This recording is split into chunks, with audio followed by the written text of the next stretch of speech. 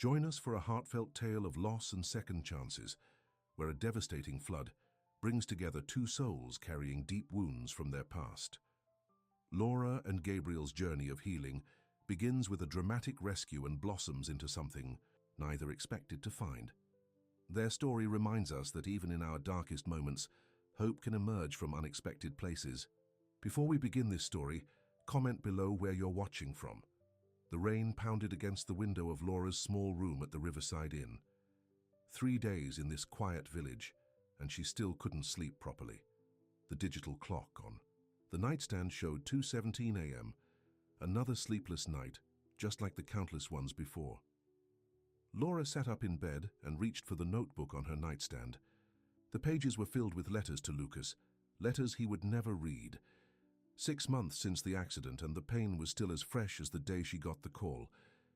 "Dear Lucas," she wrote, her handwriting shaky in the dim light. "The village is beautiful, just like we talked about visiting someday. You would have loved the river, the little boats, the quiet afternoons." She stopped writing, a tear falling onto the page. She quickly wiped it away, but the mark remained, smudging. The ink, just like the mark his death had left on her life, permanent, impossible to erase.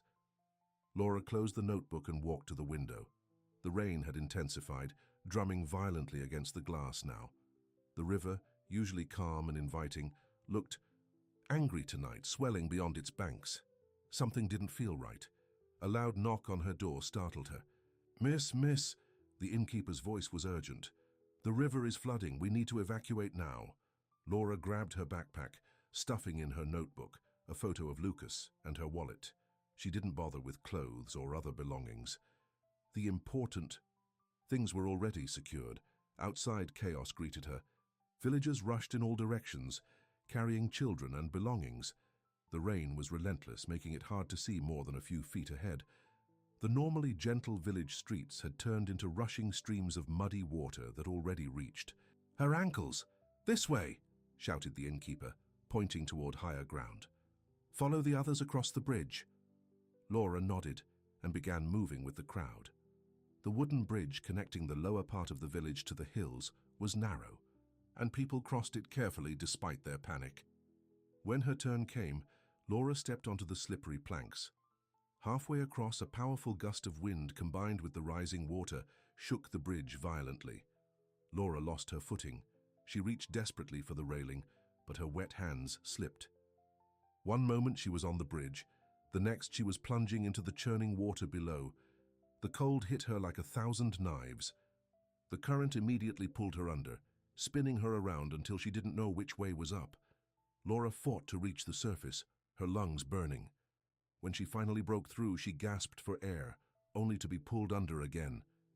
"Help!" She managed to scream before the water swallowed her once more. Through the chaos, she heard shouts from the bridge, saw flashlights scanning the water. But the current was too strong, carrying her away from the lights, away from help. "This is how I die," she thought. And strangely, a part of her felt ready to see Lucas again. Then something grabbed her arm, something strong and determined. Not the river, but a hand. Laura felt herself being pulled against the current. Her head broke the surface again, and she coughed violently, water spilling from her lungs. "Hold on," a man's voice shouted over the storm. "I've got you." Laura couldn't see him clearly through the rain and darkness, but she felt his strength as he fought the current. One arm wrapped firmly around her waist. She clung to him, too exhausted to do anything else. After what seemed like an eternity of struggling, she felt solid ground. The man dragged her onto a muddy embankment, away from the raging river. Laura collapsed onto her hands and knees, coughing and gasping. "Can you stand?" the man asked, his voice deep and urgent. Laura tried to nod, but dizziness overwhelmed her. Without waiting for a proper response, the man scooped her up into his arms as if she weighed nothing. "My house is close," he said. "The village is cut off. You'll be safe there." Too weak to protest, Laura let her head rest against his chest as he carried her through the rain. She caught glimpses of his face, strong jaw, intense eyes, rain-soaked hair plastered to his forehead. A stranger, risking his life to save hers. The journey up the hillside seemed endless. Laura drifted in and out of consciousness, the man's steady heartbeat under her ear the only constant. Finally, she sensed they had entered a building.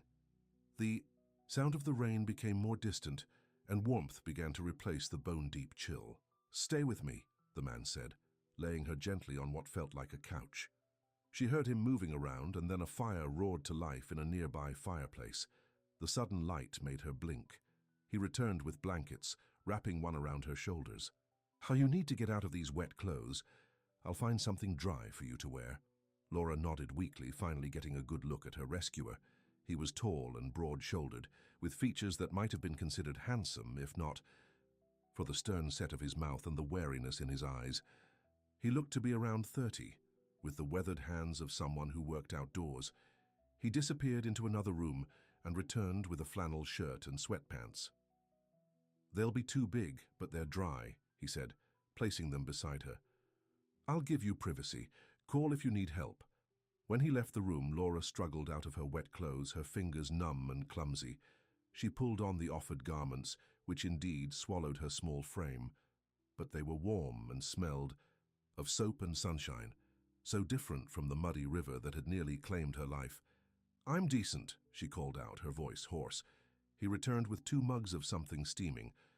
"Tea," he explained, handing her one. "With honey and a little whiskey, it'll warm you from the inside." Laura accepted the mug gratefully, letting the heat seep into her palms. "Thank you," she said, "for everything. You saved my life." The man sat in an armchair across from her, his own mug cradled in his large hands. Anyone would have done the same. "But they didn't," Laura said. "You did." A moment of silence stretched between them, filled only by the crackling of the fire and the persistent drumming of rain on the roof. "I'm Laura," she finally offered. He hesitated before responding. "Gabriel, do you live here alone?" Laura asked, looking around the rustic but comfortable living room. The house was simple but solid, with wooden beams overhead and practical furniture. Gabriel nodded. "Just me." Something in his tone discouraged further questions, so Laura sipped her tea instead. The warmth spread through her chest, and the whiskey took the edge off the shivering that still ran through her body occasionally. "You should rest," Gabriel said after a while. "The bedroom is down the hall. I'll take the couch." "I couldn't take your bed," Laura protested. "You nearly drowned," he countered firmly. "You need proper rest." Too exhausted to argue, Laura nodded. Gabriel showed her to a sparse but clean bedroom with a large bed covered in a handmade quilt. "If you need anything, I'll be in the living room," he said, lingering at the doorway. "Thank you, Gabriel," Laura said again. "I don't know how to repay." "You!" Something flickered across his face. Discomfort, perhaps. "No need," he said shortly. "Good night, Laura." Left alone, Laura sank onto the bed, the events of the night catching up with her. She was alive, against all odds, rescued by a stranger, who clearly wasn't comfortable with gratitude or company.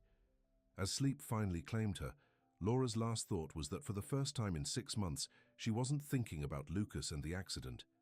Instead, she was thinking about the strong arms that had pulled her from the river, and the intensity in Gabriel's eyes when he'd told her she was safe. Morning came with pale sunlight filtering through simple curtains. For a moment, Laura didn't remember where she was. Then it all came flooding back, the storm, the flood, the river, and Gabriel.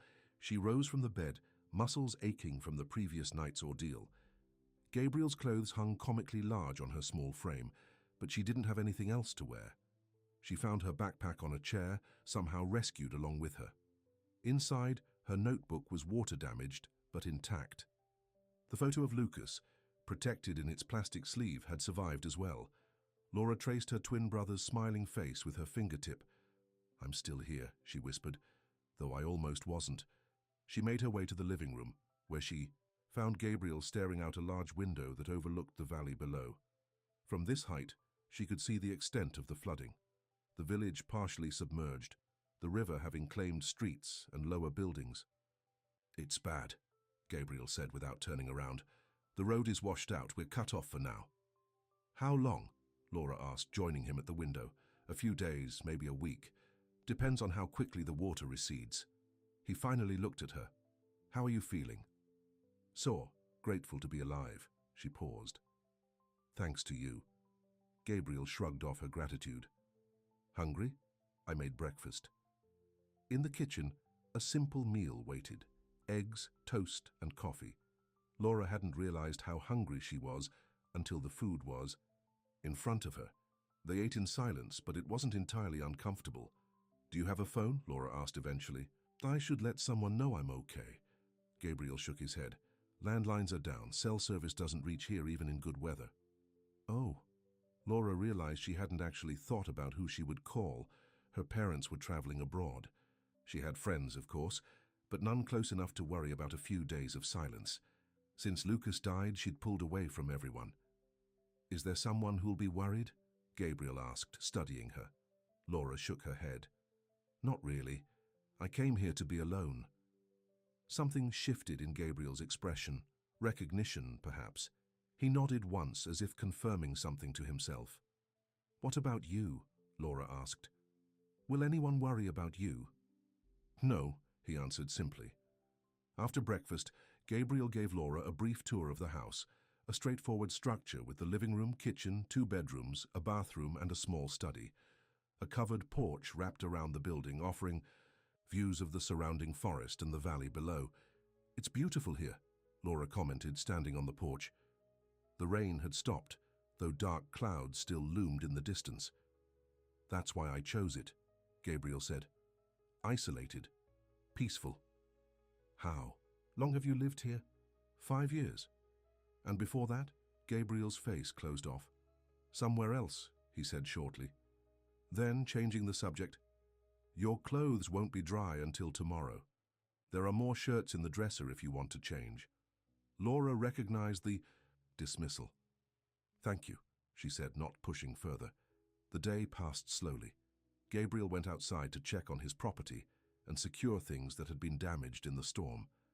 Laura tried to help, but he insisted she rest. You nearly drowned. Last night, he reminded her.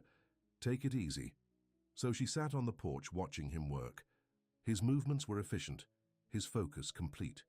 He chopped fallen branches, reinforced a small shed roof, and checked on a vegetable garden that had mostly survived the deluge. In the late afternoon, when the sun briefly broke through the clouds, Gabriel stopped his work and looked up at the porch where Laura sat. Their eyes met across the distance, and for the first time since her ordeal, Laura felt her lips curve into a small, tentative smile. It wasn't happiness exactly. She hadn't felt that since losing Lucas, but it was something like relief, a quiet acknowledgement that she was still here, still breathing. To her surprise, Gabriel didn't look away. He stood perfectly still, staring at her smile, as if seeing something precious and unexpected. For a fleeting moment, something in his guarded expression softened. Then he turned away abruptly, going back to his work with renewed intensity, leaving Laura wondering what had just passed between them in that silent exchange. That night, they ate a simple dinner together. Gabriel wasn't much for conversation, answering Laura's occasional questions with minimal responses, but the silence between them gradually became less strained. Will you tell me about the village? Laura asked as they washed dishes together afterward. I only arrived a few days ago. Gabriel handed her a plate to dry. Not much to tell. Small place, mostly fishing families, some tourism in summer. And everyone knows everyone? Everyone knows everyone else's business, he corrected. One of the reasons I live up here. Laura nodded, understanding. After Lucas died, she couldn't stand the pitying looks, the whispered conversations that stopped when she entered a room, the constant, "How are you doing?" from people who didn't really want an honest answer. I get that, she said softly. Gabriel glanced at her, a question in his eyes. I lost someone too, Laura explained, surprised at herself for volunteering this information. My twin brother, 6 months ago. Gabriel's hands stilled in the soapy water. I'm sorry, he said, and unlike when others said those words, it didn't. Sound like an empty platitude. That's why I came here, Laura continued. To get away from all the noise, the sympathy that feels more like curiosity. Gabriel nodded, his eyes meeting hers with unexpected understanding. It doesn't help, does it? All their words. No, Laura agreed. It doesn't. They finished the dishes in silence, but something had shifted between them. A tiny bridge had formed, the recognition of shared pain, though neither knew the details of the other's loss. Later, as Laura prepared to retire to the bedroom Gabriel had again insisted she take, she paused in the hallway. Gabriel was arranging, a blanket on the couch, his back to her. "Good night, Gabriel," she said. He turned, and for a brief moment his guard seemed to lower. "Good night, Laura. Sleep well." As she lay in bed that night, Laura realized something strange. For the first time in 6 months, she didn't feel the need to write a letter to Lucas. Instead, her mind kept returning to that moment on the porch, when she had smiled, and something in Gabriel's expression had changed. She didn't understand what it meant or why it seemed important. But as sleep claimed her, Laura felt something she hadn't experienced since losing her brother. Curiosity about tomorrow. 3 days had passed since the flood, and the waters were slowly beginning to recede. Laura stood on Gabriel's porch each morning, watching the village below gradually emerge from beneath the murky water. The main road remained impassable, but Gabriel had told her that some villagers with boats had begun to navigate between the higher areas. Life with Gabriel had fallen into a simple routine. He rose early to tend to his land, checking his small orchard, feeding the chickens that had survived the storm in their elevated coop, and assessing what could be salvaged from his vegetable garden. Laura would wake to find coffee already made, and she'd join him for a quiet breakfast. At first she had felt awkward, an unwanted guest in his solitary life. But Gabriel never complained about her presence. He was a man of few words, but the silence between them had grown comfortable. "I should help more," Laura said that morning as she joined Gabriel for breakfast. "You've done everything while I've just been—" She struggled to find the right word. "Recovering," Gabriel finished for her. "You went through something traumatic." Laura shook her head. "I'm fine now. Physically, at least." She looked down at her coffee cup. "I'm used to working. Before I came here, I was an elementary school teacher. Being idle doesn't feel right." Gabriel studied her for a moment. "There's plenty to do if you really want to help." After breakfast, Gabriel showed Laura his greenhouse, a simple structure attached to the side of the house. Many of the glass panels had broken during the storm, and rain had damaged some of the seedlings inside. "I was planning to start the summer vegetables," Gabriel explained. "Now I'll need to replant." Laura rolled up her sleeves. "Show me what to do." They worked side by side all morning, Gabriel demonstrating how to prepare soil mixtures, plant seeds at the right depth, and label each tray. Laura was surprised by the gentleness in his large, weathered hands as he handled the tiny seeds. "You know a lot about growing things," she commented. Gabriel shrugged. "Had to learn. Can't always drive to the grocery store from up here." "Is that why you chose this place? To be self-sufficient?" Gabriel was quiet for a long moment, focusing on the seedling tray in front of him. Just when Laura thought he wouldn't answer, he spoke. "Partly. Mostly wanted a place where I could start over." He didn't elaborate further. Laura didn't press. She understood the need for a fresh start all too well. During a break, they sat on the porch with glasses of water. The sun had made a rare appearance, warming the damp earth. "Can I ask you something?" Laura ventured. Gabriel tensed slightly but nodded. "The other day, when I asked if anyone would worry about you, you said no. Is there really no one?" Gabriel's jaw tightened. He looked out toward the distant hills rather than at her. "No one who matters. No family." Gabriel's knuckles whitened around his glass. Not anymore. The pain in those 2 words was so familiar that Laura felt it echo in her own chest. She didn't need to ask what had happened. Loss had many forms, but the emptiness it left behind was always recognizable. "I understand," she said quietly. Gabriel glanced at her and something passed between them, a silent acknowledgement of shared wounds. After lunch, they worked on repairing some of the greenhouse panels. Gabriel showed Laura how to carefully remove the broken glass and fit new panes into the frame. It was delicate work that required focus, and Laura welcomed the distraction. "You're good at this," Gabriel commented when she successfully installed her 3rd panel. Laura smiled at the rare compliment. "I'm a quick learner. Must make you a good teacher." Laura's smile faded. I was. Before. Gabriel handed her another pane of glass. Before what? Laura took a deep breath. Before Lucas. My brother died. After that, I took a leave of absence. I couldn't... She shook her head. The children deserved better than what I could give them. Gabriel nodded, understanding in his eyes. It was a motorcycle accident, Laura continued, surprising herself by wanting to share more. 6 months. Ego? He loved that bike. I always worried about him riding it. Her voice grew quieter. We had a fight that morning. Over something so stupid I can't even remember what started it. But I remember what I said to him. Gabriel waited patiently as she gathered herself. I told him he was being selfish, that he never thought about how his actions affected others. Me, our parents. Laura swallowed hard.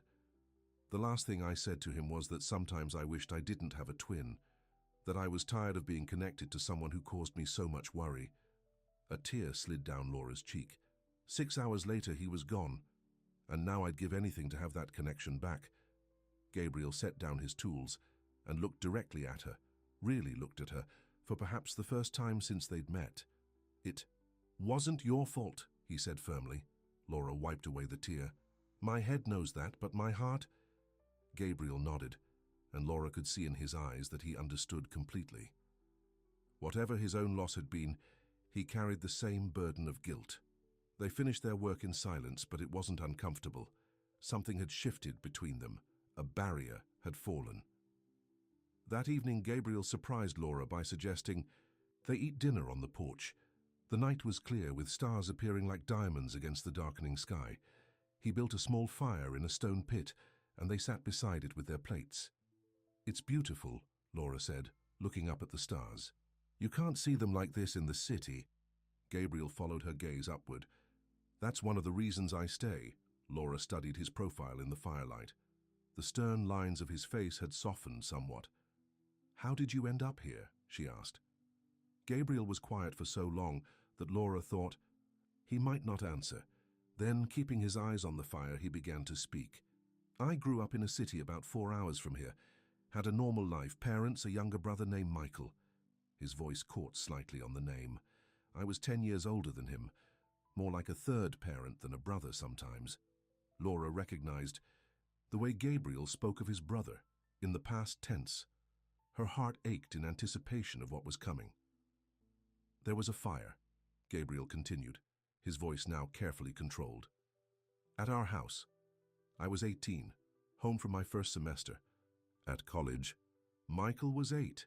He poked at the fire with a stick, sending sparks floating upward. It started in the middle of the night. Electrical problem in the walls. He fell silent again, and Laura waited, giving him the space to continue or not. Room was downstairs. I got out easily. My parents' room was upstairs, near the back of the house. They jumped from a window. But Michael... Gabriel's hand tightened around the stick until his knuckles turned white. His room was at the front, above the living room where the fire was worst. Laura felt tears welling in her eyes. Gabriel. I tried to go back in, he said, his voice hollow. Neighbors held me back, said it was too dangerous. The fire department came, but it was too late. Laura instinctively reached out, placing her hand over his. Gabriel stiffened but didn't pull away. I'm so sorry, she whispered. Everyone said there was nothing I could have done, but I was the oldest. I should have protected him. Gabriel finally looked at her, his eyes reflecting the fire's glow. After the funeral, I couldn't stay. My parents, they never blamed me, but every time they looked at me, I saw their pain, and I knew I had failed them. You didn't fail anyone, Laura said firmly. You were just a kid yourself. Gabriel shook his head. I left college, moved around for years, worked construction, ranches, whatever I could find, never stayed anywhere long. Then I found this place. He gestured to the house behind them. No one wanted it. Too isolated, too much work needed. But for me, it was perfect. A place to hide, Laura said softly. A place to stop running, Gabriel corrected. I figured if I couldn't forgive myself, at least I could try to exist, build something. They sat in silence for a while, the fire crackling between them, Laura's hand still covering Gabriel's. "Thank you for telling me," she finally said. Gabriel nodded once, then gently withdrew his hand and stood up. "Getting late. We should head in." That night, as Laura lay in bed, she thought about Gabriel's story. His pain was different from hers, yet so similar in the guilt they both carried. Gabriel blamed himself for not saving his brother. She blamed herself for her last words to Lucas. She reached for her notebook and began to write. "Dear Lucas, I met someone who understands." He lost his brother too. He's been carrying the weight of it for years, much longer than I have. When I look at him, I see what I might become if I don't find a way to forgive myself. But I also see strength. He's built a life here, even with his pain. Maybe that's all any of us can do. The next morning, Laura awoke to the sound of voices, not just Gabriel's deep rumble, but others. She quickly dressed in her now dry clothes and went to investigate. On the porch, Gabriel was talking with two men in a small motorboat that had been pulled up near the house. "Laura," Gabriel called when he saw her. "The road to the village is still underwater, but Ernesto and Miguel have been checking on the outlying houses." Ernesto, an older man with a weathered face, nodded to her. "We heard Gabriel had rescued someone. Glad to see you're okay, señorita." "Thank you," Laura replied. "How is the village?" "Cleaning up," Miguel answered. "The water is going down, but there's mud everywhere. Some of the lower houses were badly damaged." "We've brought news and fresh supplies," Ernesto added, holding up a bag. "And we can take you back to the village if you want. The inn is on higher ground. It wasn't damaged." Laura felt Gabriel stiffen beside her. She glanced at him, but his face was carefully blank. "That's kind of you," she said to the men. "But I think I'll stay a little longer if that's okay." She looked at Gabriel. "I've been helping with repairs here." Something flickered in Gabriel's eyes, surprise and perhaps relief. Ernesto looked between them with raised eyebrows, but simply nodded. "As you wish. We'll be making regular trips. Now that the water level is down, just signal from the dock if you need anything." After the men left, Gabriel turned to Laura. "You don't have to stay. The village would be more comfortable. Do you want me to go?" Laura asked directly. Gabriel studied her face. "No," he finally admitted. "But don't feel obligated to stay because I pulled you from the river." "That's not why I'm staying," Laura said honestly. Gabriel didn't ask for her reasons, and Laura didn't offer them. But something had changed in the air between them, a new possibility neither of them was ready to name. They spent the day working together to repair a section of the porch railing that had broken during the storm. Gabriel taught Laura how to use his tools, correcting her grip on the saw with hands that were gentle, despite their strength. In the afternoon, they walked down to Gabriel's dock at the edge of his property to check how far the water had receded. The day was warm, the sun drying out the soggy earth. "It'll be another week before the main road is passable," Gabriel noted, looking at the valley below where water still covered the lowest areas. "You seem to know a lot about floods," Laura observed. "Third one since I've lived here," Gabriel replied, "though this is the worst." They sat on the edge of the dock, feet dangling above the still swollen river. Fish occasionally broke the surface, creating ripples in the brown water. "Can I ask you something?" Gabriel said suddenly. Laura nodded, surprised by his initiative. "What will you do?" "When you can leave, I mean." Laura considered the question. 6 days ago, when she'd come to the village, she'd had no real plans beyond escaping her empty apartment and the well-meaning friends who kept trying to help her move on. Now, after the flood and meeting Gabriel, her perspective had shifted. "I don't know," she answered honestly. "Before, I was just existing, going through the motions, taking a break from real life. And now?" Laura looked out at the water, watching how the sunlight glinted off its surface. "Now I'm not sure." "He's too." To her surprise, Rodrigo crouched down to Lucas's level. "Hello there, young man. Welcome to Serra Dorada." Lucas stared at Rodrigo with solemn eyes, but didn't hide his face as he usually did with strangers. Instead, he took a small step forward. "Curious?" Rodrigo smiled, the first real smile Mariana had seen from him, and it transformed his face completely. "There's fresh coffee, Mr. Rodrigo," Sophia interrupted, placing a mug on the table. "Thank you." He stood up and turned to Mariana. "Make yourselves at home. Sophia will show you the ropes." With that, he took his coffee and headed back outside. "He doesn't say much," Sophia explained, as she prepared a small plate of food for Lucas. "Not since Maria died." "Maria?"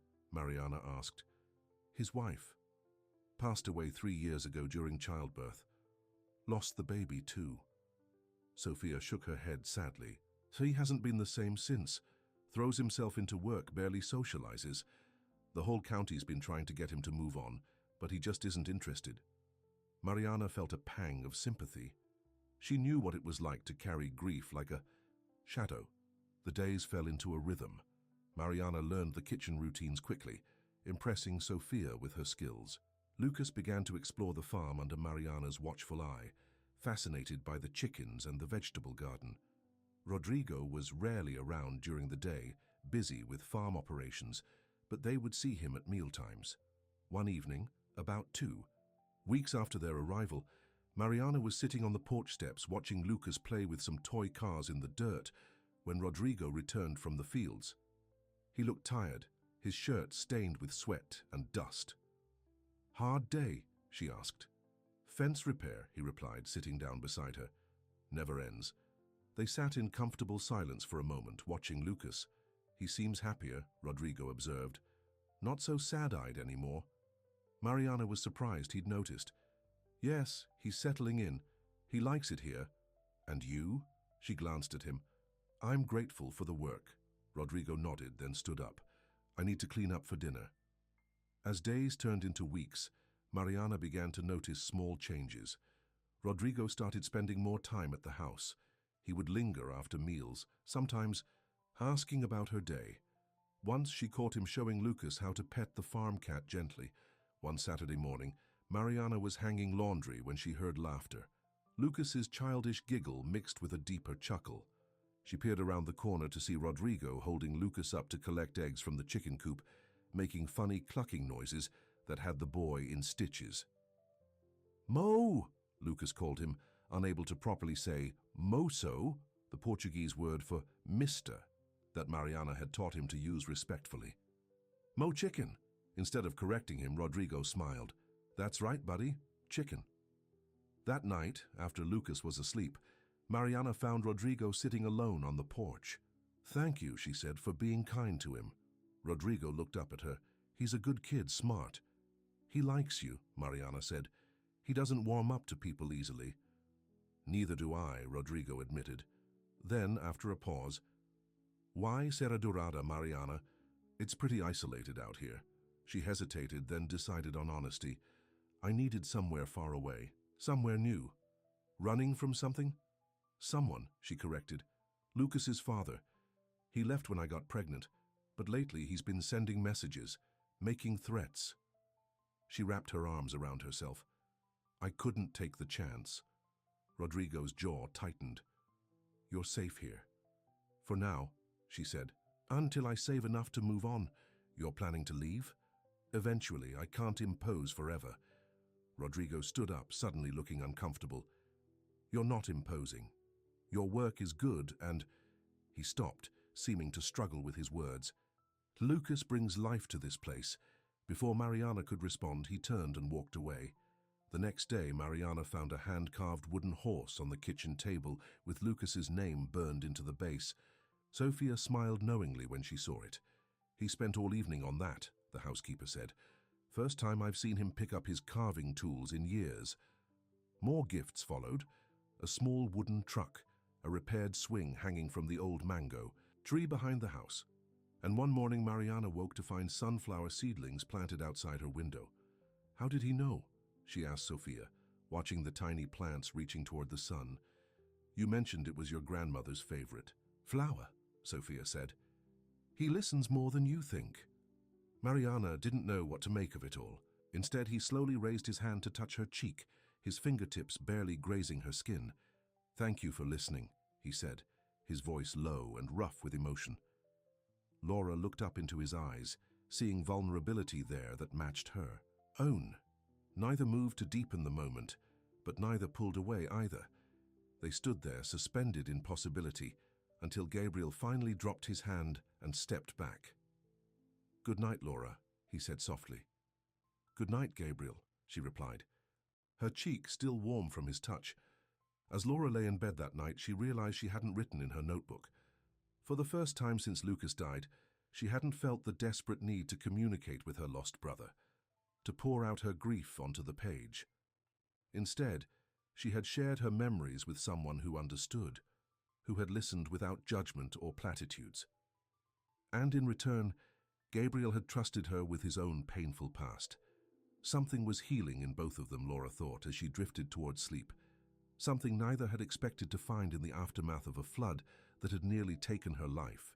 Her last waking thought was of Gabriel's hand on her cheek, and the look in his eyes that had made her feel, for the first time in 6 months, that her heart might not be broken beyond repair. A week had passed since the flood. The waters had receded enough that the main road to the village was now passable, though still muddy in places. Each day, more boats had come by Gabriel's dock, bringing news and supplies. Each day, Laura had chosen to stay. This morning, as they sat having breakfast on the porch, Ernesto's boat appeared again at the dock. "I should go down and see what news he brings," Gabriel said, rising from his chair. Laura nodded, watching as Gabriel made his way down the path to meet the older man. In the past week, a comfortable routine had developed between them. They worked together during the day, repairing storm damage, tending to the garden and greenhouse, preparing meals. In the evenings, they talked, gradually sharing more of themselves with each other. Laura had learned that Gabriel had studied engineering before dropping out after his brother's death. He'd revealed how he'd purchased this land with the insurance money from his family home, determined to build something permanent with his hands. In turn, Laura had told him about her teaching, her close relationship with Lucas despite their differences, and her struggle to find meaning after his death. Each revelation brought them closer, forming a bond neither had expected. When Gabriel returned from the dock, his expression was serious. "The road to town is clear now," he said. "Ernesto says the bus service should resume tomorrow." "That's good news," Laura said, though she felt a twinge of something that wasn't entirely happiness. Gabriel nodded, not quite meeting her eyes. "He also brought your backpack. They found it washed up near the bridge." He handed her the mud-stained bag. "Thank you." Laura opened it and found her wallet, phone, and a few other belongings inside. The phone's battery was dead, but otherwise everything seemed intact. "I have a charger that should work for your phone," Gabriel offered. "You can call whoever you need to." Laura nodded. "Thank you." A strained silence fell between them. The possibility of Laura's departure now hung in the air, unavoidable. "I should check the north fence line today," Gabriel said abruptly. "Some posts were leaning after the flood. Might need reinforcing." "I'll help," Laura offered. Gabriel shook his head. "It's a long walk and the ground is still muddy. Better if I go alone." Before Laura could protest, he turned and walked toward the shed where he kept his tools. She watched him go, feeling the distance between them widening again. The walls he'd started to lower now being rebuilt brick by brick. With a sigh, Laura went inside to charge her phone. When it finally powered on, she saw several missed calls and messages. From her parents checking if she was okay, from the school principal asking about her plans for the next semester, from friends inviting her to dinners she had no interest in attending. Real life, waiting for her return. Laura sent quick messages assuring everyone she was safe, then set the phone aside. She wandered through Gabriel's house, seeing it with new eyes, no longer as a shelter from the flood, but as a home that had begun to feel like her own in some strange way. In the study, she found Gabriel's bookshelf, a collection of practical manuals, a few novels, and surprisingly several books of poetry. She ran her fingers along the spines, imagining Gabriel reading here on stormy nights, alone with his thoughts and memories. On the desk lay a sketchbook. Curiosity overcame her, and Laura gently opened it. Inside were detailed drawings, designs, for furniture, garden layouts, and expansions to the house. On one page, Gabriel had sketched plans for a larger porch with a swing. On another, a design for what looked like a small schoolhouse or studio near the main building. Dreams for a future he was building alone. Laura closed the sketchbook, her heart aching with a new understanding. Gabriel hadn't just been existing. Here, he'd been creating a life piece by piece, a life that, until the flood brought her to his door, had no room for anyone else. Outside, dark clouds had gathered again, promising more rain. Laura stood on the porch, watching the distant figure of Gabriel working at the fence line. His shoulders were hunched against the wind, his movements stiff and determined. When the first drops began to fall, Laura expected him to return to the house. Instead, he continued working, seemingly oblivious to the increasing downpour. With a sigh, Laura grabbed a raincoat she found hanging by the door, far too large for her, and headed out to find him. By the time she reached the fence line, she was soaked despite the coat, and Gabriel was drenched, still hammering at a fence post with single-minded focus. "Gabriel," she called over the rain, "come back to the house." He looked up, surprised to see her. "Go back," he shouted. "I'm almost done here." "You're soaking wet," Laura argued, moving closer. "This can wait. I need to finish it." Gabriel insisted, turning back to his work. Laura stood in the rain, watching him for a moment. Then understanding dawned on her. "You're avoiding me," she said, not as a question. Gabriel's hands stilled, but he didn't turn around. "Because the road is clear," Laura continued, "because now I can leave." Gabriel's shoulders tensed. "You were always going to leave," he said, his voice barely audible above the rain. Laura stepped closer, close enough to touch him, though she didn't. "What if I don't want to?" Gabriel finally turned to face her. Rain streamed down his face, plastering his dark hair to his forehead. "You have a life to go back to." "Do I?" Laura asked. 6 months ago, maybe. But now, she shook her head. That life feels like it belonged to someone else. Thunder rumbled in the distance. Gabriel looked at her, conflict clear in his eyes. "You can't stay here forever, Laura." "Why not?" she challenged. "Because this isn't your home. This isn't your life." His voice hardened. "You feel safe here because it's away from everything, but eventually you'll want to go back. To your job, your friends, your real life." "You don't know that," Laura said, hurt by his certainty. "I do." Gabriel's jaw tightened. "I've been where you are, running from pain, looking for a place to hide. This," he gestured around them, "it works for me because I've made my peace with being alone, but you—" "Don't tell me what I need," Laura interrupted. "I've had enough people doing that since Lucas died. Everyone thinking they know what's best for me, how I should grieve, when I should move on." Rain continued to pour down around them, but neither moved. "I'm not trying to tell you what you need," Gabriel said, his voice softer now. "But I don't want to be something else you're running from." "What are you talking about?" Laura asked. Confused, Gabriel ran a hand through his wet hair. "You're vulnerable right now. I pulled you from the river, gave you shelter. It's easy to confuse gratitude with other feelings." Laura stared at him in disbelief, then let out a harsh laugh. "You think that's what this is? Gratitude? Some kind of rescue fantasy?" Gabriel didn't answer, but his expression said everything. "You're right about one thing," Laura said, anger heating her voice despite the cold rain. "I am vulnerable. I've been broken since Lucas died, but that doesn't mean I don't know my own mind." She stepped closer to him. "And it doesn't mean you get to make decisions for me." She turned and walked away, heading back toward the house through the downpour, not caring anymore about getting wet. Behind her, she heard Gabriel call her name, but she didn't stop. By the time she reached the house, Laura was shivering from the cold and from emotion. She changed into dry clothes, her own this time, not Gabriel's, which somehow felt important, and sat by the fire, trying to warm herself from the outside in.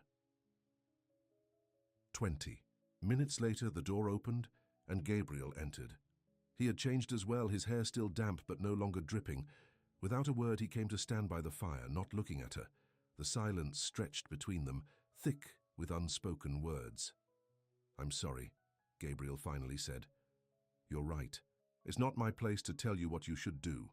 Laura stared into the flames. "No, it's not." Gabriel sighed heavily. "I'm not good at this, Laura. Being with people, talking about feelings." He nearly stumbled over the last word. "I've noticed," Laura said, but there was no bite in her tone. Gabriel sat in the chair across from her. For 15 years I've been alone, by choice. It was easier that way, safer. Laura finally looked at him. Safer than what? Than caring about someone. Gabriel met her gaze. Than giving someone the power to hurt you when they leave. The raw honesty in his voice made Laura's anger fade. Not everyone leaves, Gabriel. In my experience, they do, one way or another. He looked into the fire. My brother. My parents. Not by choice, but they couldn't bear to be around me after Michael died. Every relationship I tried to have in those early years, I was too broken, too guilty. Laura leaned forward in her chair. And now? Gabriel's eyes returned to hers. Now I'm terrified. The simple admission spoken in his deep voice, stripped of any defenses, touched something in Laura's heart. Of what? She asked softly. Of whatever this is between us, Gabriel answered honestly. Of how I feel when you smile. Of what will happen when you walk out that door and go back to your life and I'm left here with... He trailed off. With what, Gabriel? With the memories. With knowing what it felt like to not be alone anymore. Laura rose from her chair and crossed the small space between them. She knelt in front of his chair, looking up into his troubled face. I'm scared too, she admitted. Of feeling something for someone again. Of being vulnerable. Of more loss. She took a deep breath. But I'm more scared of not trying, of going back to just existing. Gabriel looked down at her, conflict clear in his eyes. Slowly, hesitantly, he reached out and touched her cheek, a mirror of their moment on the porch nights before. I don't want you to go, he confessed, his voice barely above a whisper. But I don't want to be the reason you stay either. Not. Say if it's just because you're running from your grief. Laura turned her face slightly, leaning into his touch. What if it's not about running away? What if it's about finding something I didn't know I was looking for? Gabriel's eyes searched hers, looking for certainty, for truth. The first time I smiled, really smiled, after Lucas died was here, with you, Laura continued. That has to mean something, doesn't it? Slowly, as if giving her time to pull away, Gabriel leaned down. Laura's heart raced as his face came closer to hers. When his lips finally met hers, the kiss was gentle, questioning. Laura responded, her hand coming up to rest against his chest, feeling his heartbeat beneath her palm. The kiss deepened, becoming more certain, more real. When they finally broke apart, Gabriel rested his forehead against hers, his breathing uneven. I don't know how to do this, he admitted. I've been alone so long. We'll figure it out together, Laura said, a small smile, curving her lips. Day by day. That night they sat on the porch watching the stars emerge after the storm. Laura's head rested against Gabriel's shoulder, his arm around her. The night was cool but clear, the air washed clean by the rain. Tell me about what you've planned for this place, Laura said. Gabriel looked down at her, surprised. What do you mean? I saw your sketchbook, Laura admitted. The plans for the porch for the small building near the orchard. Gabriel tensed slightly. You went through my things. No, Laura said quickly. It was open on your desk. I shouldn't have. Looked, I'm sorry. Gabriel was quiet for a moment, then relaxed. It's okay, those are just dreams. Things to think about on long winter nights. They're beautiful dreams, Laura said. Especially the small building. What is it? A studio? Gabriel hesitated before answering. A schoolhouse. Or it could be. For children from the village who live too far from the town school. He shrugged, embarrassed. It was just an idea.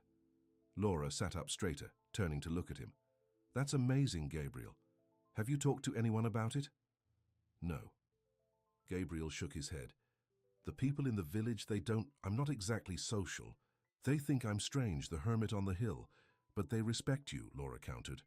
I've seen how Ernesto and the others talk to you. They appreciate what you've built here. Gabriel considered this. Maybe, but a school? That would mean people here, children, noise. He smiled slightly. Everything I've avoided for years. Yet you drew the plans, Laura pointed out. Gabriel's smile faded into something more thoughtful. Maybe some part of me has been getting tired of the silence. Laura leaned back against him, and they fell quiet, each lost in their own thoughts. "What will you do tomorrow?" Gabriel finally asked, the question he'd been avoiding all day. Laura took a deep breath. "I need to go back to the village," she said. "My things are still at the inn. I should check in, let them know I'm all right." She felt Gabriel stiffen beside her, felt his arm loosen around her shoulders. "But," she continued, placing her hand on his knee, "I'd like to come back, if that's okay with you." Gabriel's arm tightened again, pulling her closer. "More than okay," he whispered against her hair. "I don't know what happens after that," Laura said honestly. "I have a job I've been on leave from, an apartment filled with memories of Lucas, parents who worry about me. One day at a time," Gabriel reminded her. "We don't have to figure it all out tonight."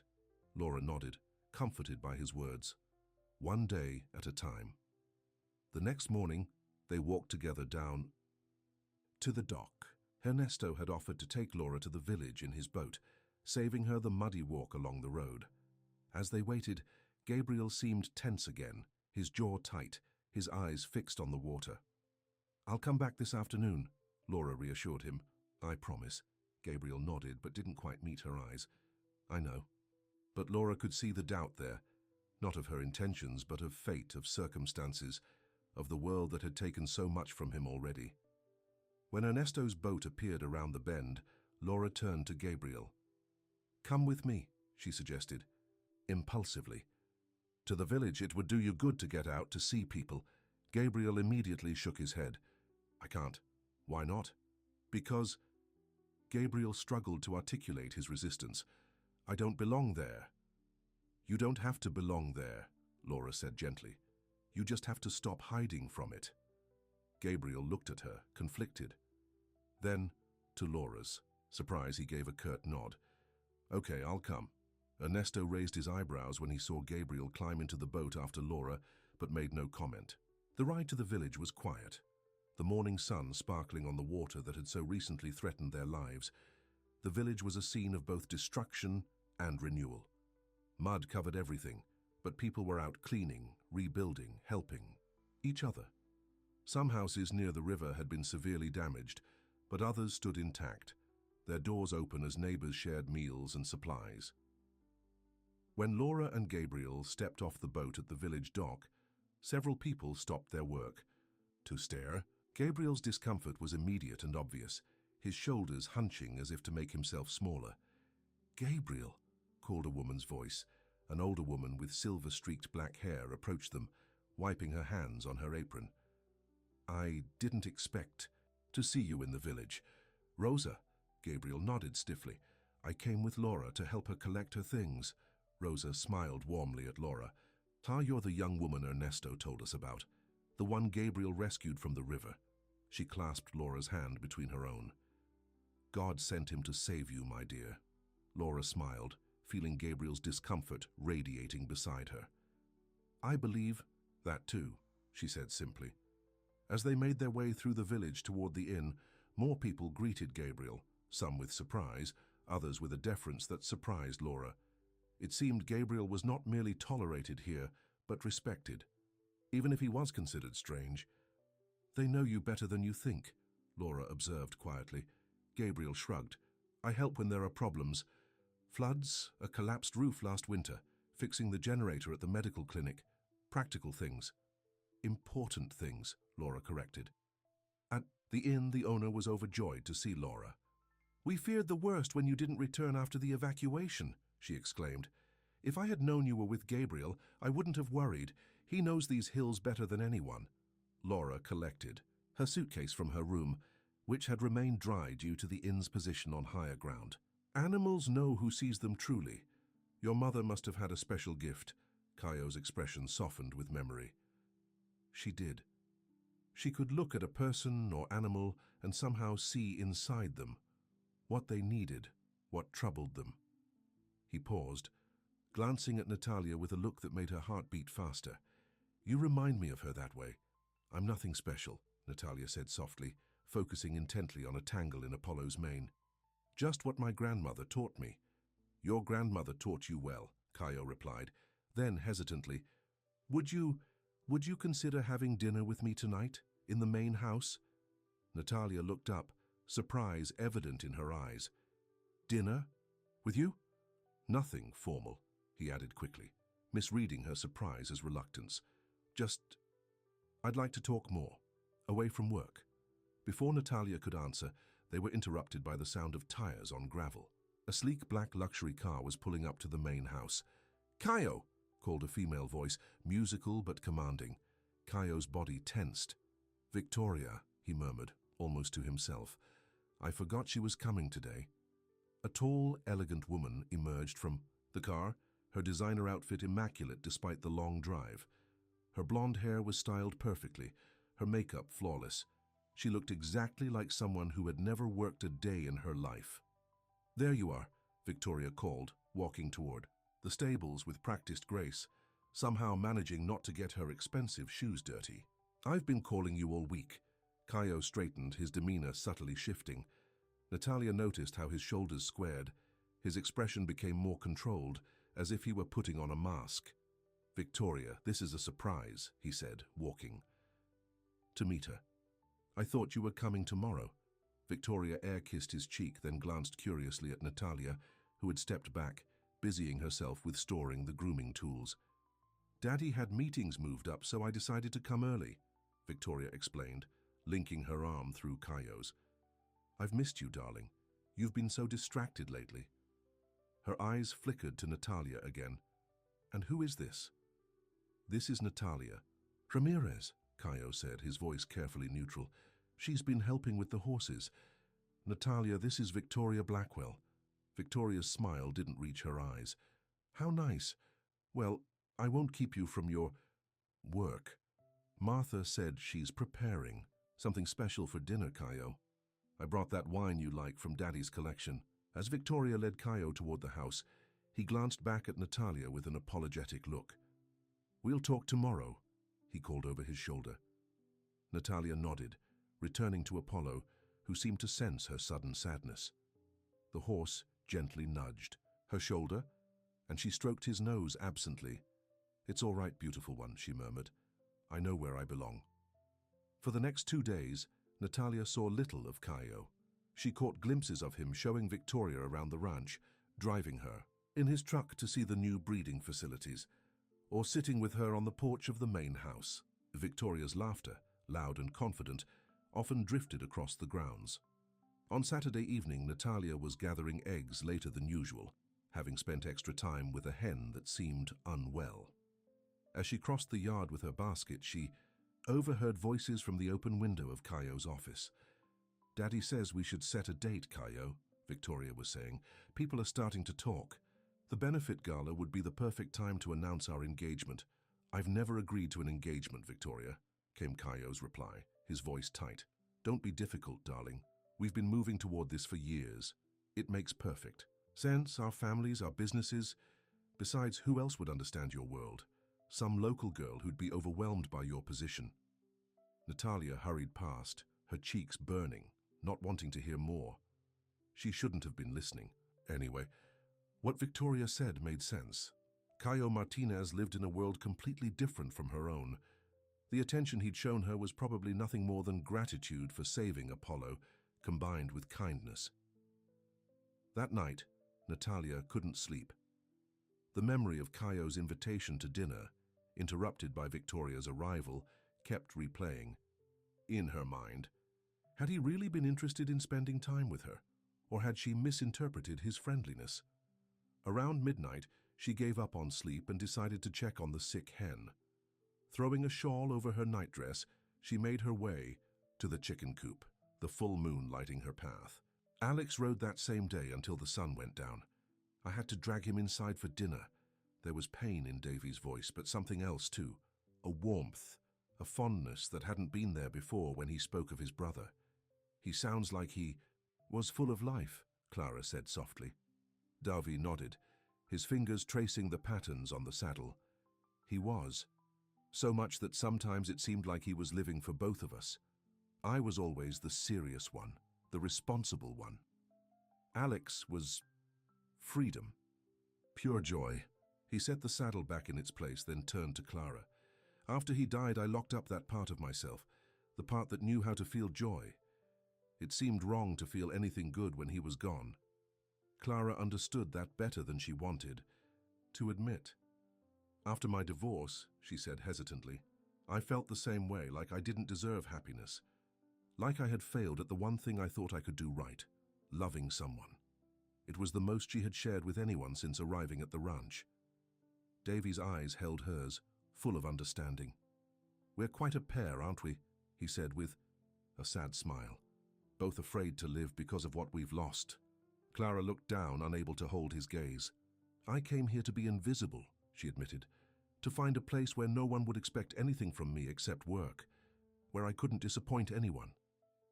And have you found that? Davy asked quietly. Clara thought about the past months, the way the ranch had begun to feel like home, the way the horses responded to her care, the way Davy looked at her as if she was worth seeing. No, she said honestly. I found something else. Before Davy could respond, they heard the sound of a truck approaching.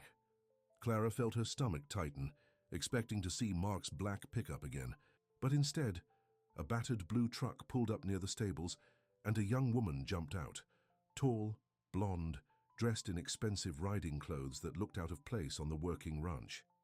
Davy, she called, hurrying toward the stable. I came as soon as I heard.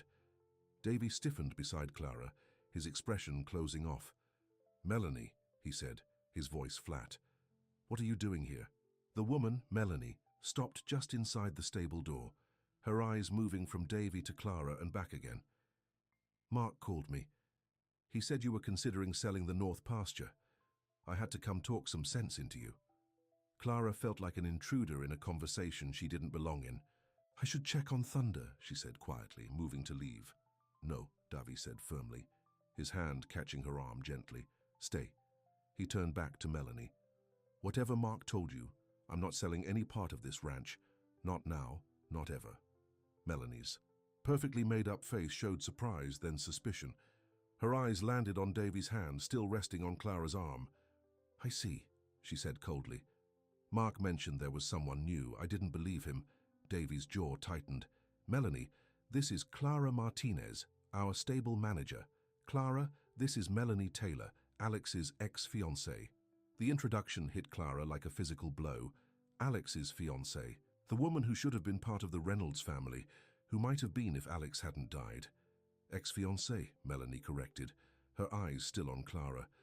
Though if things had been different... But they're not, Davy interrupted. Alex is gone. And you and I both know that even if he wasn't, you two wouldn't have lasted. He saw through you at the end. Melanie's face hardened. And yet here you are, letting another woman get close, one who has even less to offer than I did. Her gaze swept over Clara's work clothes dismissively. At least I brought connections, family name. What does she bring except a willingness to get her hands dirty? Clara felt each word like a slap. It was too similar to what Rick had said when he left, that she didn't bring enough to the table, that she was somehow less than what a man like him deserved. That's enough, Davy said, his voice dangerously quiet. You need to leave, Melanie, now. Melanie looked between them once more, then smiled coldly. This isn't over, Davy. Mark and I have plans for this place. Plans that won't change just because you found yourself a stable girl to warm your bed. She turned and walked out, leaving a heavy silence behind her. I'm sorry about that, Davy said finally, turning to Clara. Melanie has always been difficult. Clara nodded stiffly, pulling away from his touch. It's fine. But it wasn't fine. Melanie's words had cut deep, reopening wounds Clara thought had begun to heal. I should get back to work, Clara, Davy said, his voice gentle. Laura's head rested against his shoulder as they gently swayed back and forth, watching the sunset paint the sky in shades of pink and gold. I need to go back to the city, Laura said quietly, breaking their comfortable silence. Gabriel's body tensed beside her, but he kept his voice steady. When? Next week. Laura shifted to look up at him. Just for a few days. I need to speak with the school principal about my position, check on my apartment, get some of my things. Gabriel nodded, his jaw tight. Of course, Laura placed her hand on his chest. I'm coming back, Gabriel. This isn't goodbye. He covered her hand with his own. I know. But Laura could see the doubt in his eyes, the ingrained expectation of loss that 15 years of isolation had etched into his soul. Look at me, she said softly. Gabriel's troubled eyes met hers. I promise you, I'm coming back. I want to be here. With you. Gabriel searched her face, looking for any sign of uncertainty. Finding none, he released a long breath. I want that, too, he admitted, more than I've wanted anything in a very long time. Laura smiled, the small, genuine smile that never failed to warm something deep inside him. Then trust me. Trust this thing between us. Gabriel leaned down and kissed her, a gentle kiss full of promise. I'm trying, he whispered against her lips. It's not easy, but I'm trying. The next morning, Gabriel was unusually quiet as they worked in the garden. Laura knew he was still processing her upcoming trip, so she gave him space, keeping the conversation light and practical. By midday, when they stopped for lunch on the porch, Gabriel seemed to have reached some sort of decision. I'll drive you. To the city, he announced. My truck hasn't been used much lately, but it should make the journey. Laura looked up from her sandwich, surprised. Are you sure? It's a 4-hour drive. Gabriel nodded. I'm sure. You haven't left this area in years, Laura reminded him gently. A muscle twitched in Gabriel's jaw. I know, but it's time I did. He met her eyes. Besides, I want to see where you've been living, the school where you teach. I want to understand your life there. Laura reached across the table and squeezed his hand. Thank you. That means a lot to me. Later that afternoon, a familiar figure appeared on the path leading up to the house, Ernesto climbing the hill with determined steps despite his age. Not often I see you outside of your boat, Gabriel commented as the older man reached the porch slightly out of breath. Some conversations are better had on solid ground, Ernesto replied cryptically. He nodded a greeting to Laura. May I speak with both of you? Gabriel gestured to the porch chairs and the three of them sat down. There's something I've been meaning to discuss with you, Gabriel, Ernesto began.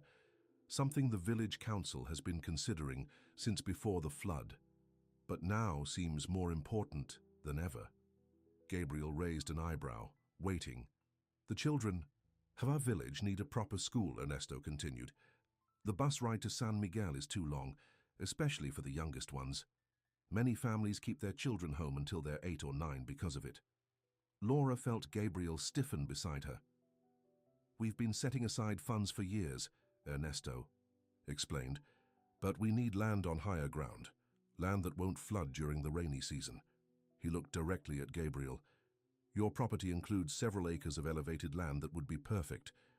Gabriel was silent, his expression unreadable. We're not asking you to give it away, Ernesto clarified. The village would purchase it at a fair price, but before we pursued it officially, I wanted to speak with you privately. Laura watched Gabriel carefully. She knew about his sketches for the schoolhouse, his private dream of creating such a place. Now that dream was colliding with reality in an unexpected way. I need to think about it, Gabriel finally said. Ernesto nodded, seeming unsurprised by the response. Of course, there's no rush. He rose to his feet. Just know that it would mean a great deal to the village, to the children especially. After Ernesto had gone, Gabriel remained quiet, lost in thought. Are you okay? Laura asked softly. Gabriel looked at her, his eyes troubled. How did they know? Know what? About the school? About my land being suitable? He shook his head. It's like they read my mind, or saw my sketches. Laura smiled gently. Or maybe great minds think alike. You saw the need for a school because you care about this community, whether you've admitted it to yourself or not. But Lorenzo, he's the one who gave it heart. Rafaela continued brushing the dog, who had fallen asleep under her gentle touch. The animal sanctuary was his idea, Martha explained. After his father died 2 years ago, everyone expected him to sell off this part of the land. It wasn't profitable, but instead he converted it, used his own money to build the shelters. Why are you telling me this? Rafaela asked softly. Because he sees something in you, girl. Something important. And I think you see it in him too. Martha stood up. Don't let Vanessa or your own fears stand in the way of that. After Martha left, Rafaela sat for a long time, the sleeping dog warm against her leg. The old Rafaela would have already been packing, ready to run from the complication, the potential for hurt. But something had changed in her since coming to Rolling Hills Farm. She had begun to put down roots, to feel a sense of belonging she'd never experienced outside of her grandmother's home. Later that afternoon, as storm clouds gathered on the horizon, Rafaela was checking on Bella, the elderly cow. The animal's breathing seemed easier today, a good sign that the medication was working. You're looking better, she told Bella, stroking her broad head. Soon you'll be out in the pasture with the others. Thunder rumbled in the distance, and Bella shifted nervously. It's okay, Rafaela soothed. Just a little storm, we're safe in here. She doesn't like thunderstorms, Lorenzo said, entering the barn. Never has since we rescued her. Rafaela nodded, continuing to stroke the cow. Many animals don't. They feel the change in air pressure before we do. Lorenzo approached slowly, standing on the other side of Bella. I've been looking for you all day. I've been busy, Rafaela replied, not meeting his eyes. Vanessa's gone, he said. For good this time. So I heard. The first heavy raindrops began to hit the barn roof, a rhythmic pattering that soon intensified. Outside, the wind picked up, whistling through the cracks in the old wooden walls. My father wanted me to marry her, Lorenzo said suddenly. It was practically arranged.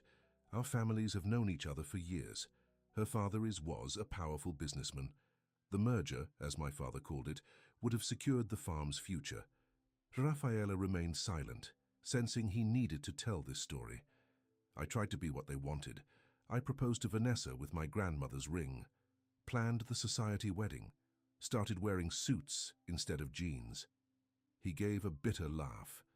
And I was miserable, empty. Then my father died and everyone expected me to continue his plans, develop the land, modernize, expand. Lightning flashed, followed by a loud crack of thunder.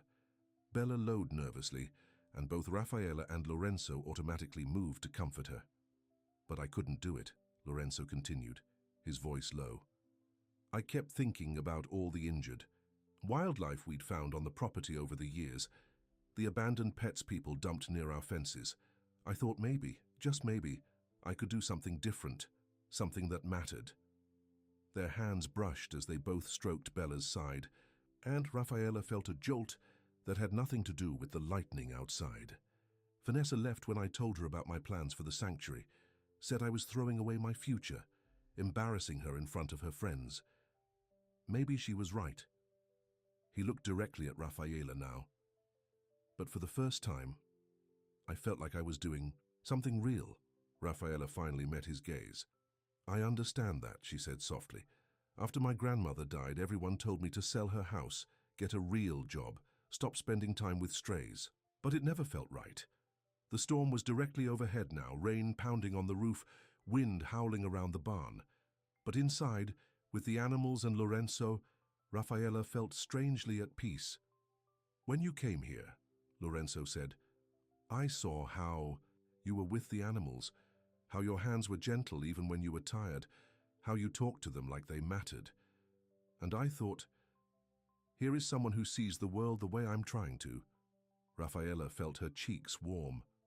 I'm nothing special, I just care. That is what makes you special, he insisted. Caring, really caring, is rare. Most people pretend. They care when it's convenient, when it looks good, when they get something in return. Another flash of lightning, another rumble of thunder, but less intense now. The storm was beginning to move away. I should check on the other animals, Rafaela said, suddenly overwhelmed by the intensity in his eyes. It was strange how their relationship had both deepened and been put on hold by Ricardo's appearance. The growing intimacy between them now tinged with a protective caution. Tell me something I don't know about you, Julia said suddenly, needing to focus on something other than her fears. Andre was quiet for a moment, thinking. When I was a kid, maybe 10 or 11, I wanted to be a veterinarian. Used to follow our old farm vet around whenever he came to check the animals, asking a million questions. What changed? Julia asked. Life, I guess. Dad needed help with the farm. Then after high school, Thomas wanted to go to agricultural college, so I stayed to keep things running. By the time he finished and came back, I was already settled into this life. He paused. Don't regret it though, this land, it's in my blood. Julia nestled closer to him. You would have made a good vet. You're so gentle with the animals. Your turn, Andre said. Tell me something I don't know about you. Julia considered. I used to write short stories as a teenager. I'd dream up these romantic adventures set in faraway places I'd never been. Paris, Rome, New York City. Do you still write? She shook her head. Ricardo said it was a waste of time. Said my stories were childish, unrealistic. Andre's arm tightened around her. Ricardo was wrong about a lot of things. I'm starting to see that, Julia admitted. They spent the evening that way, sharing pieces of themselves, building a bridge across their separate pasts toward a shared future. When they finally said goodnight, Andre kissed her with a tenderness that made her heart ache. Try to get some sleep, he said. I'll be right across the hall if you need anything. But sleep proved elusive for Julia. She lay awake, listening to the night sounds of the farm, her mind racing with worries. Around midnight, she gave up and reached for her notebook, needing to pour out her tangled emotions on paper. Dear self, Ricardo has found me. After all these months of feeling safe, of building a new life, the past has caught up. I'm terrified, not just for myself, but for Andre. Ricardo won't hurt me physically. He's too careful for that, too concerned with appearances, but he'll destroy anything and anyone that stands between him and what he wants. And yet, with Andre beside me, I find courage I never knew I had. Today I looked Ricardo in the eyes and told him it was over. I saw the rage in his face, but I didn't crumble. I didn't run. That's growth, isn't it? That's healing. I love Andre. I haven't said the words to him yet, but I feel them in every beat of my heart. He is everything Ricardo is not: kind, respectful, honest. He sees me, really sees me, and values what he sees. Whatever happens tomorrow or the next day, I want to be worthy of that love. I want to be brave enough to fight for this life we're building, this home we're creating together. No more running, no more hiding. Julia closed the notebook and finally fell into a fitful sleep, dreams mixing with memories in a turbulent brew. She woke to the sound of Andre moving around in the kitchen. Dawn was just breaking, painting the sky outside her window in shades of pink and gold. Julia pulled on a robe and went to join him. Andre was at the stove making coffee. He turned when she entered, his smile warming his serious face. Morning, sleep okay? Not really, she admitted. Too much on my mind. He nodded in understanding. Thought we'd stay close to the house today. I've got some indoor projects I've been putting off, and you can paint if you want. It was strange how the rhythms of daily life continued even under the shadow of threat. They had breakfast together. Then Andre set to work fixing a leaky faucet while Julia started a new painting, a portrait of Andre this time, capturing the quiet strength in his features, the kindness in his grey eyes. The day passed without incident. Sheriff Dawson called to confirm that Ricardo had been served with the restraining order and had received it without comment. A deputy drove by the farm in the afternoon, waving to them as they sat on the porch, taking a break from their respective tasks. By evening, Julia felt some of her tension ease. Perhaps Ricardo had accepted defeat. Perhaps the restraining order had actually worked. What are you thinking? Andre asked as they cleared the dinner dishes together. That maybe it's over, Julia said. That maybe he's gone back to the city. Andre's expression remained cautious. Maybe, but let's not let our guard down just yet. His caution proved wise. He wants you gone by the end of the week. Eduarda felt sick. Once again, she was being cast out, treated like a problem to be solved. I understand, she said, trying to keep her voice steady. I'll leave tomorrow. No, Augusto said firmly, surprising her. That's not happening. But your farm is mine, he said, his jaw set stubbornly. Sebastian Ferreira doesn't get to dictate who stays in my home. Augusto, be reasonable, Eduarda pleaded. You could lose everything. I'm not worth that. He reached across the table and took her hand. Yes, you are. The conviction in his voice took her breath away. I'll find another supplier. I'll figure something out. Why? She asked, genuinely confused. Why would you risk so much for someone you barely know? Augusto's eyes held hers. Because sometimes you just know when something's right. And this, you being here, it feels right. Eduarda's heart pounded in her chest. No one had ever stood up for her like this before. No one had ever made her feel so valued. Now, Augusto said, forcing a smile, let's order those empanadas. We still have something to celebrate, remember? By the time they left Rosa's, the whole incident seemed almost dreamlike to Eduarda. Had Augusto really defied Sebastian Ferreira for her? Had he really chosen her over his business interests, over Camila? As they drove back to the farm, Augusto was unusually quiet. Eduarda watched his profile, wondering what he was thinking. I meant what I said in there, he said finally, as if reading her thoughts. I don't want you to leave.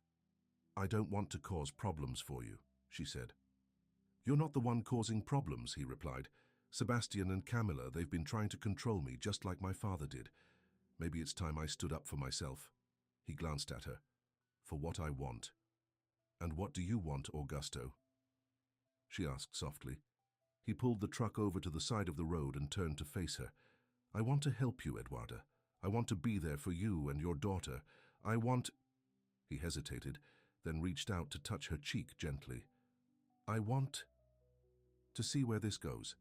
Eduarda's breath caught. She knew she should be cautious. She'd trusted Roberto and he'd abandoned her at the first sign of trouble. But something about Augusto was different. His eyes were honest, his touch gentle. I'm scared, she admitted. The last time I trusted someone... I'm not him, Augusto said firmly. I would never abandon you or your baby. You can't promise that, she whispered. Yes, I can, he said. And I do. Before she could respond, he leaned forward and kissed her. A soft, sweet kiss that sent warmth spreading through her entire body. When he pulled back, his eyes were questioning, seeking her approval. Eduarda answered by leaning in and kissing. Him again, more deeply this time. It felt right, like coming home after a long journey. When they finally broke apart, Augusto was smiling, a genuine, joyful smile that lit up his entire face. Let's go home, he said. Home. The word had never sounded so sweet. But as they drove the rest of the way to the farm, Eduarda couldn't shake a sense of unease. Sebastian Ferreira didn't seem like a man who gave up easily. And Camila, the fury in her eyes had been real. Augusto might believe they could defy the Ferreiras and live happily ever after. But Eduarda knew better. The real battle was just beginning. When they reached the farmhouse, Augusto's phone was ringing. He answered it in the kitchen while Eduarda went to freshen up. She was just about to rejoin him when she heard his raised voice. That's not fair, Sebastian. No, I won't. You can't do that.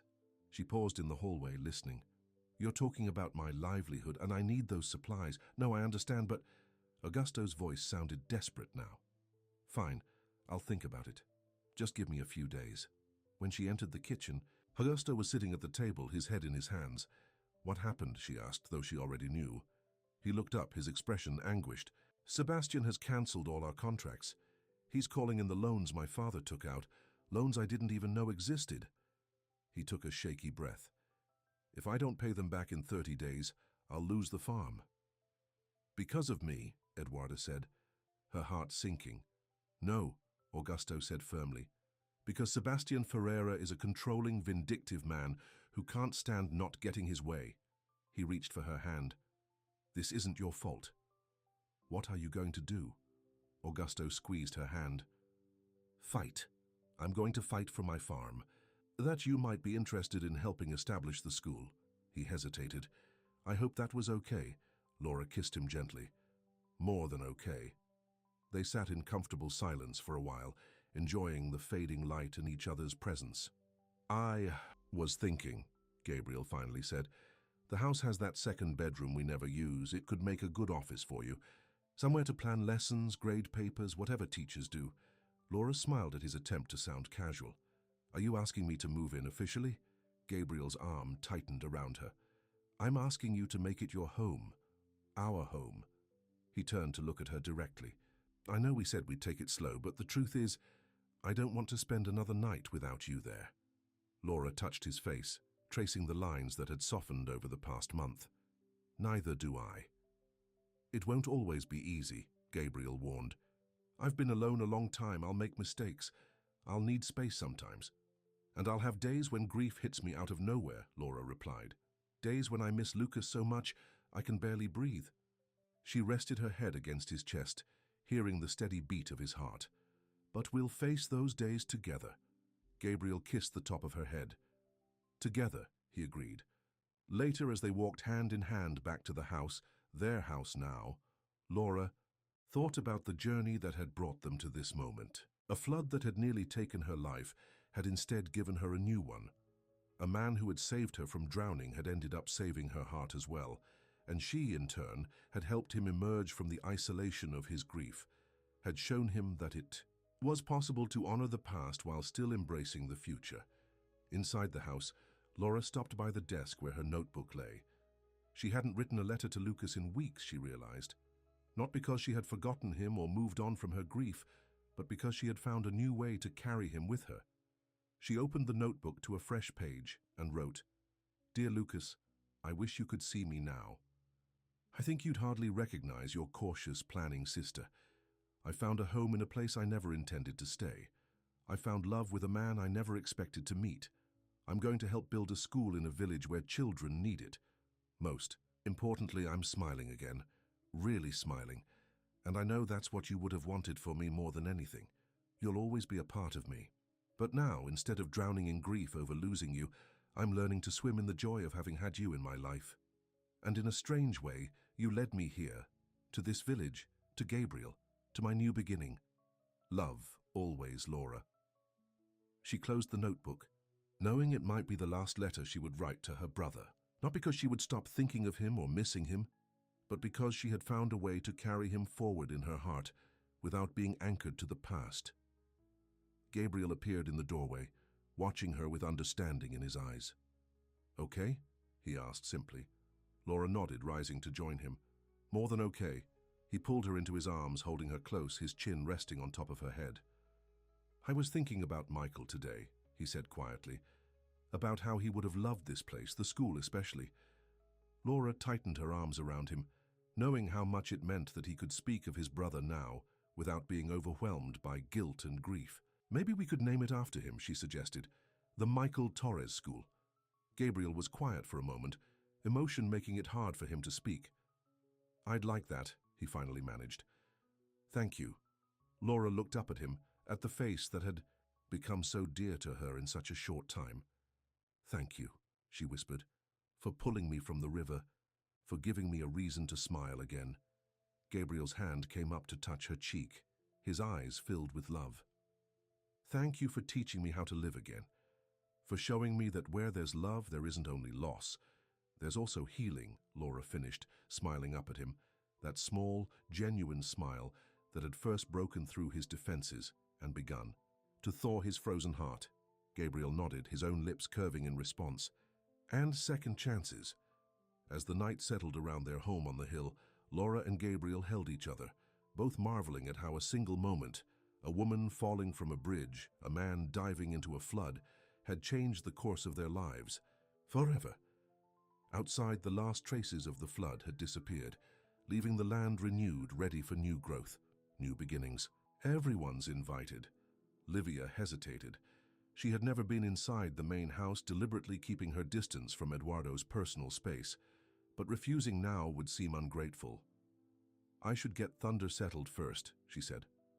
I'll help, Eduardo offered. Together they led Thunder back to the stable. As they removed his saddle and brushed him down, Eduardo spoke quietly. You know, I've been thinking about your situation. Livia tensed. My situation? The worker housing will be ready next week, but I had another thought. Eduardo seemed unusually nervous. There's a small cottage near the south pasture. It was the original caretaker's house. No one uses it now, but it's in good condition. Private. Livia brushed Thunder's mane, considering this offer. That sounds nice, but I'm just temporary. Help I wouldn't want to impose. You're more than temporary, Eduardo said firmly. I'd like you to stay on, work with the horses permanently. You have a gift. The offer caught Livia off guard. A permanent position. A real house. After years of drifting from job to job, the stability was tempting, dangerously so. Can I think about it? She asked. Eduardo nodded. Of course. Now let's go celebrate your success. The main house was even more impressive up close, a beautiful blend of rustic charm and understated luxury. Inside, Martha had transformed the dining room with a festive spread. The ranch hands filled their plates eagerly, the mood light and celebratory. Livia stayed close to Pedro, uncomfortable with being the center of attention.